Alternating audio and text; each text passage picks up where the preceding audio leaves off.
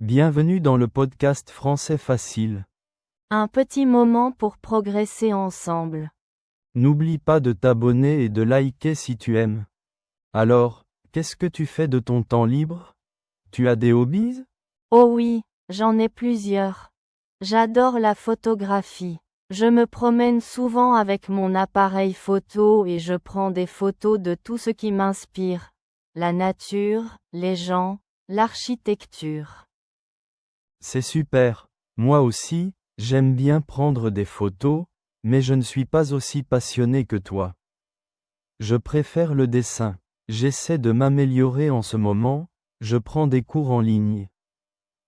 Ah oui, c'est génial. Tu dessines quoi principalement? Surtout des portraits, mais j'aimerais bien m'essayer au paysage un jour. Et toi, à part la photographie? J'aime beaucoup lire aussi. Surtout des romans policiers et des thrillers. Ça me permet de déconnecter complètement. Et puis, de temps en temps, je fais un peu de jardinage. J'ai un petit balcon et j'y cultive des herbes aromatiques. C'est agréable d'avoir un peu de verdure chez soi. Moi, j'ai essayé le jardinage, mais je n'ai pas la main verte. Mes plantes finissent toujours par mourir. Il faut trouver les bonnes plantes. Les herbes aromatiques sont assez faciles à entretenir, par exemple. Et puis, il faut être patient. Tiens, en parlant de patience, tu connais l'expression avoir la main verte.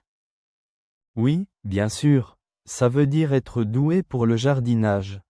Exactement. Et une autre expression utile, c'est se creuser la tête. Par exemple, quand tu cherches une solution à un problème et que tu y penses beaucoup, tu peux dire, je me creuse la tête pour trouver une solution. C'est vrai, c'est une expression courante. Et être à côté de la plaque. Tu l'utilises souvent? Oui, ça veut dire se tromper complètement, être loin de la vérité. Par exemple, si quelqu'un donne une réponse totalement fausse à une question, on peut dire il est complètement à côté de la plaque. D'accord, merci pour ces explications. C'est toujours utile de connaître de nouvelles expressions. Donc, pour revenir à nos hobbies, tu disais que tu aimes lire des thrillers. Tu en as un à me conseiller? Oh, il y en a tellement.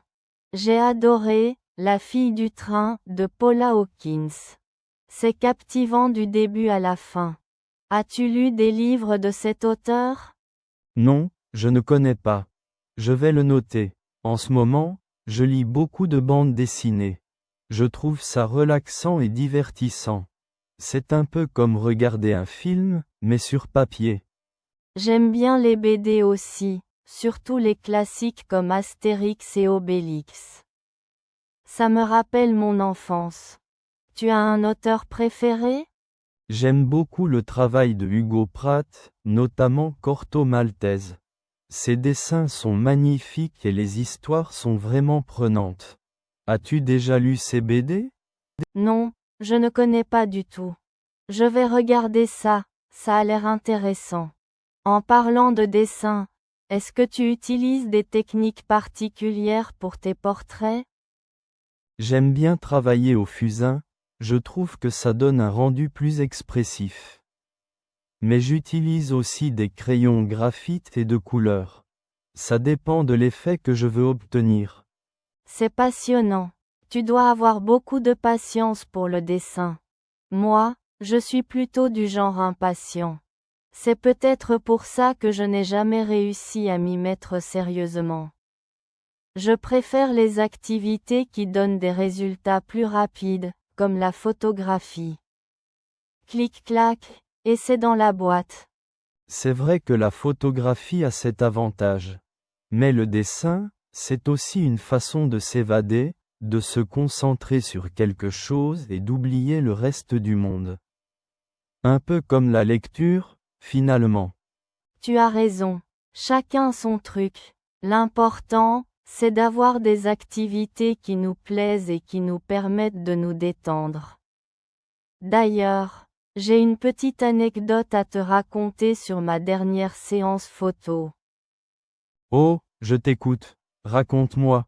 J'étais en train de photographier des oiseaux dans un parc, quand soudain, un écureuil a sauté sur mon appareil photo.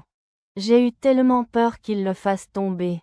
Heureusement, il est reparti aussi vite qu'il était arrivé, sans faire de dégâts. J'étais à 2 doigts de crier. Figure-toi que j'ai même réussi à prendre une photo de lui en train de s'enfuir.